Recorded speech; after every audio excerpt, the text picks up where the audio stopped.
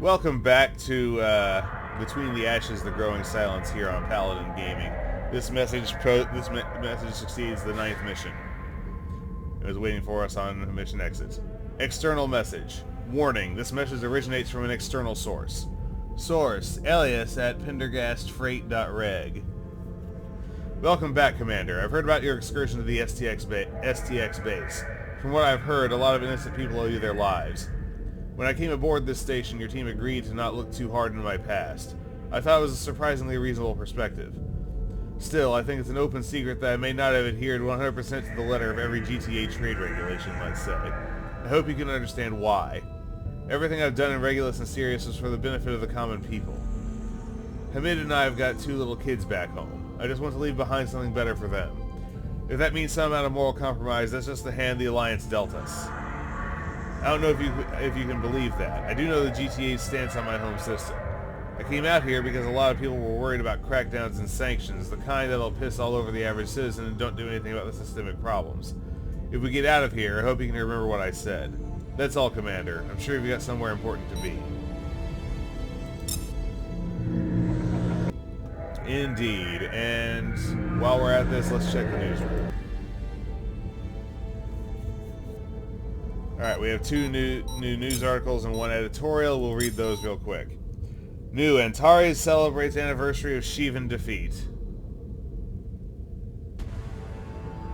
A defeat handed to them by the GTA that they proceeded to, do what they did. Today, Antares celebrates the 7-year anniversary of Victory Day, the declaration that no Shivan forces remain in the system.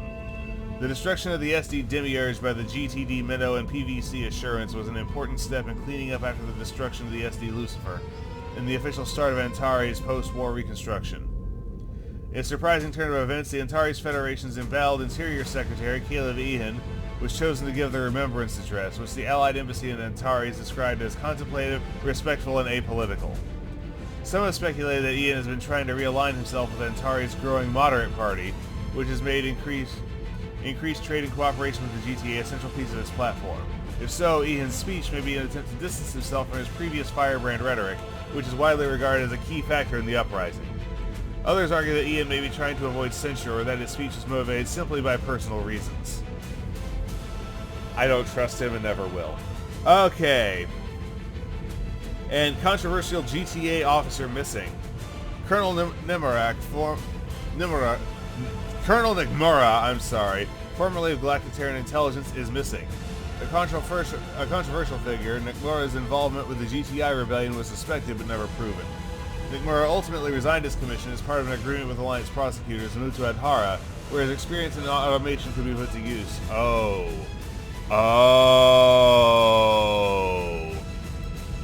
2 weeks ago, Alliance observers became aware of Nikmura boarding a transport for Deneb, where they lost contact due to jurisdictional limits in the PVN-controlled system. He has since failed to appear for his scheduled return trip to Antares. 2 weeks, that's too short, isn't it? In light of Colonel Nikmura's past and knowledge of institutional secrets, locating him is a high priority. Allied Command has tasked Admiral Cyrilla McPherson and the GTD Delacroix with leading the search for him. Anyone with knowledge of Colonel Nikmura's whereabouts are asked to report it to the nearest Alliance liaison office immediately. Alright, and let's check the editorial. The Enigma at Gulnara Research. Something about Captain Anonymous's testimony has been bugging me, and I recently figured out what it was. He speculated that his cargo had been stolen in the Gulnara Research heist in Antares.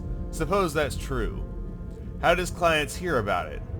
Normally, this sort of information would be classified way above even my considerable reach, but Antares has had a regime change recently and a lot of the old rules don't apply. With an application of magic private investigator juice, this time as a metaphor for single malt Antaran whiskey, I was able to secure an interview with one of the station's researchers who'd been working on the project.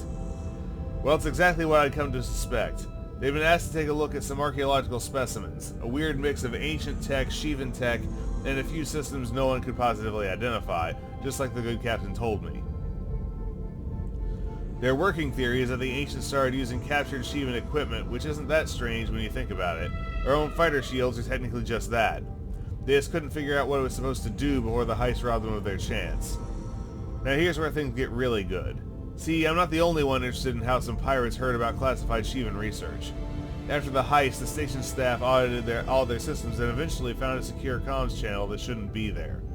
The actual messages were deleted long ago, but it still logged them, and they were able to figure out the destination.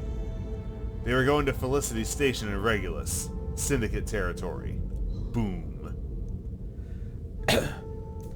And that has been the newsroom up through the end of the 9th mission of Between the Ashes, the Growing Silence here on Paladin Gaming. This is Paladin Gaming signing off.